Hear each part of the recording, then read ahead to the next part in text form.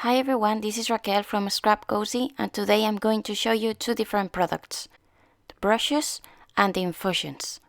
These are two different products that can be used both for coloring, but they have different components, so they react a bit differently.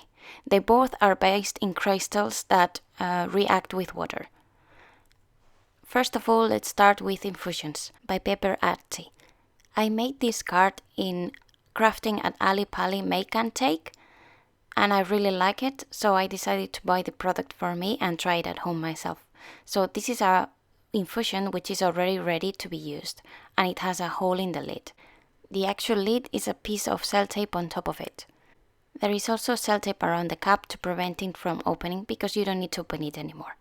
So now I'm going to show you how to create the hole. All the crystals are stored in the cap, so I'm putting a paper underneath of them because when you open they will fall, and that's normal. So now I'm opening it and you'll see that some of them will fall. In this color not many fell, but actually you'll see afterwards for the red one that a lot of them were coming through. So I'm putting them back in the pot. It doesn't seem much, but really with this very little amount you can make lots of color. So it's good to keep them. And once this is back, I'm going to actually do the hole. I grab a pin and then I just remove that little piece of foam because we don't need that at all. Because once you make the hole, if you keep the foam, then the crystals will stay there, and you don't want that. You want the crystals to kind of flow. So now we are going to actually make the hole. For that I'm taking a bit of foam and I'm placing the cap there, and then I'm making a hole with a punch. And then once it's there, I will replace the cap and close the pot.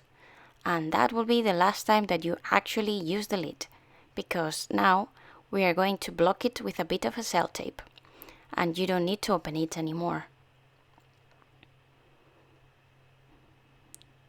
Once this is closed, we are going to create the actual lid, which is again a little bit of sellotape that will be put on top. So then if the pot actually falls, then no crystals will come out of it.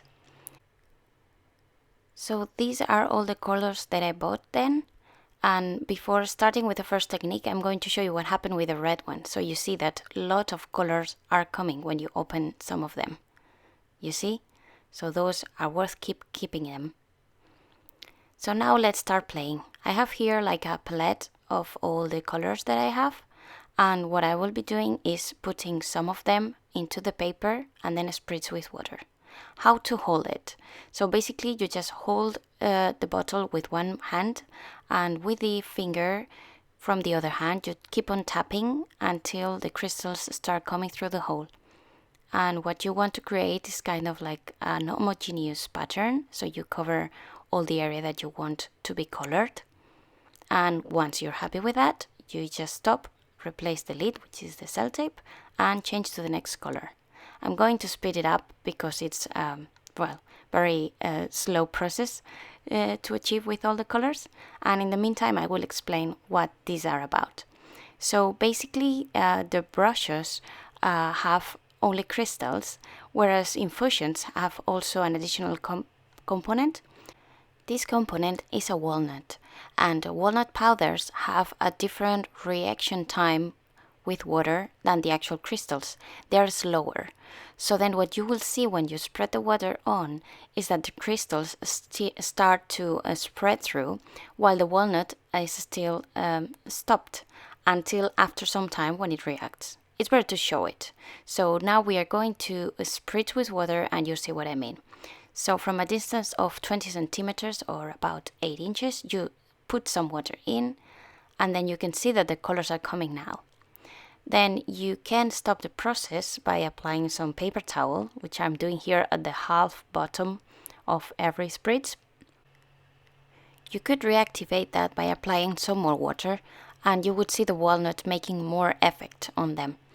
Instead of these little dots, which are now in very dark brown or almost black, they would become more brownish. Now I'm going to show you another example So then you can see that no matter what you do, you cannot achieve two in the same way because they are very different. So I'm applying here some water. Instead of dabbing by the paper, I'm directly removing it, putting it on top of it. And then if you compare both, they are very different. And the results are unexpected.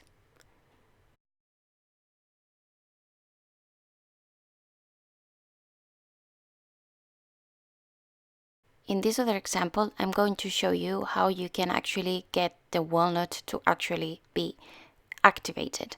And you can use just a baby wipe. And then if you actually smash it, you'll see that all the colors become very brown in comparison to the actual color that you got before. And that's because of the walnut. So now I'm going to show you how I prepared my own glaze because I didn't have one. And I wanted to achieve the same effect that I had on the card. And I was using MODPODGE, the matte one. So I tried diluting it with water. The first part that I tried was half MODPODGE, half water, and I achieved that, which is kind of like similar to watercolor, but I didn't like it. I put some more MODPODGE and still I didn't get what I actually wanted. I also tried directly with MODPODGE, and if you see, it's very vibrant color. But then I actually diluted in this different way, and I really achieved what I wanted. And this is actually 4 parts of MODPODGE and 1 of water, more or less. So I'm going to use that glaze, and what I'm going to do is show you the effect of this technique applied to the different colors, and that would give you kind of if it was like a wood effect. So I'm going to get the glaze that I did with the MODPODGE, and I'm going to apply it to every single piece of paper. And after that, we are going to apply the Infusions powder and then extend it again with the brush. And in this time, we're not going to apply to all the surface. We are just going to apply like a line or a few drops divided in the different paper. And you'll see that the drops that are there will kind of stay a little bit, and that would be, if you want to achieve a wood effect, that would be kind of like the notches of the wood. If you keep on working on the color, you will get the brown from the walnut to come, and if you keep on working and working and working, at the end you should get like a uniform color out of it. But I'm kind of stopping when I get the actual lines that I like. And since I will repeat this with all the single colors that I have, and this is a very slow process, we are going to accelerate this a little bit, and I'm going to put some music. I'll start with the Emerald Isle, which is one of the 2 greens that I have. For the first try, I'm going to put very few, so you can see that you can achieve a very subtle effect on it. You just apply a few powders, and then you see that the green that you achieve is very mild. But then if you add some more, you can actually get a more vibrant green, as you can see here.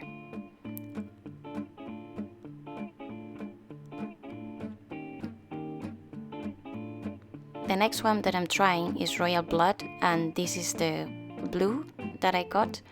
And as you can see, it has also shades of the brown, so that would give you again like a wood effect if you keep on working on it. This one now that comes, it's my favorite one. This is Sunset Beach, and it's like a pink, but it has an orange tone on it, so basically like a sunset. And this is very similar to the burnt sienna on the Brushos. You'll see that later. But of course this has the brown color of it, whereas the Brushos is only pink. Now we are going with the Limoncello, which is another yellow. It's a bit different to the other one, to the Golden Sands. And here I'm applying always vertical strokes, but you can also do like horizontal ones. And if you combine these two, you can, instead of getting kind of like a wood effect, you could get kind of like a fabric effect or a linen effect. Now I'm applying the Sage one, and this color is actually the one mainly that I used in the card. And yeah, it definitely has like a wood effect on it. And finally the last one is the Black Knight, and well, this is the black and the grayish one, but again it has tones of yellows and the brown of the walnut. So this is the palette, and as you can see, the results from this technique are very different to the ones that we use on the SPRITZ. So can you see the difference? So now we are going to the next product, which is the Brushos. This is by Colourcraft, and I bought this box of 8 colors, and then additionally I bought the cobalt blue because I didn't have any blue with that box. This is how you open a Brusho. This is very easy. You just make a hole, poke a hole there in the lid. You don't even open the actual pot. You just do the hole and that's it. And this is how you pour them. You just make some strokes in the back and that's it. You apply evenly, more or less, the powder on the surface that you want to do. And I'll be doing the same with all the different colors. So then here I'm going to basically explain again what's the difference. This one is just crystals, it doesn't have the walnut, but on the other side I think that the crystals shown here have more tones than the other one in the infusions. So for instance, for the one that it's olive green, you'll see that it's not directly olive green. It's a combination of colors that when you spread the water on, like we are doing here, you get different tones, and then if you combine them, all of them, you would get the actual color. Otherwise you will get like a splash of colors, as you can see there. And you can reapply more water and then they will mix a bit more. So basically they work in the same way on the activating and deactivating. Now we are going to apply it with the glaze. Same technique as before. We apply the glaze first, then we apply the brushes on top, and then we basically do the marks, the strokes up and down. In here what I'll be doing is actually working on half of the card a bit more, so then you can see that the strokes and the tones become mixed and they actually get the color that it's explained on the lid, in this case the lime green.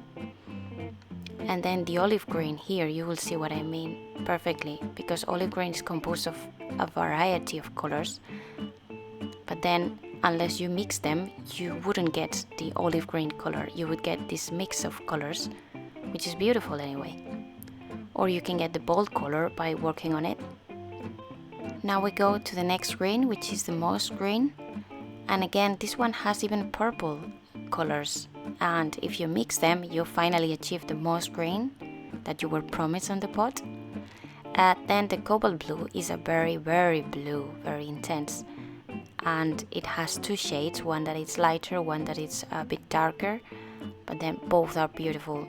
And if you mix it, it's beautiful. If you leave it halfway through, it's also beautiful. The next one is sandstone, and this is kind of like a brown with a little bit of orange. And if you keep on working on that, you get the sand color. Then the terracotta color has also shades of orange and red, but it's more reddish. Then the burnt sienna, I'm sorry, but the camera went off, so you cannot see it. It's on the table. This is very similar to the one that it was Sunset Beach, and it's one of my favorites, but this one doesn't have the brown color. And the final one is the rose red, which is a red. So this is the palette for the brushes, and if you compare these against the SPRITZ again, well, it's very different. Do you agree? So you can achieve very different things. So now we are going to compare the brushes versus the infusions one by one with the more similar ones. So you can see that the Golden Islands is very similar to the yellow ochre. The green here is not as similar as the ones that I picked. The Sunset Beach is very, very similar to the burnt sienna, but this one has more browns, the infusions one. Then regarding the blue, again, the brown from the walnut is making more like a wood effect, more distressed, more vintage. Limoncello is the yellow one, and again it has more brown on it. And in the same way, the sage, which is the pale green, if you compare it with the moss green, is more brownish. And also the SPRITZ, if you compare them, the infusion ones on the top have the little dots of the walnut, whereas the Brushos are more pure color and different tones.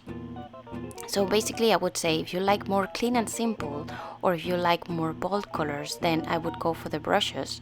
But if you like more distress and more vintage, then I would think that Infusions are the right one for you. But of course it depends on your preference. Both of them are gorgeous, are very interesting to use, and I really love them. So I really encourage you to try them and play around with them. So they have a lot of possibilities. Thanks for watching and see you in the next video. Bye!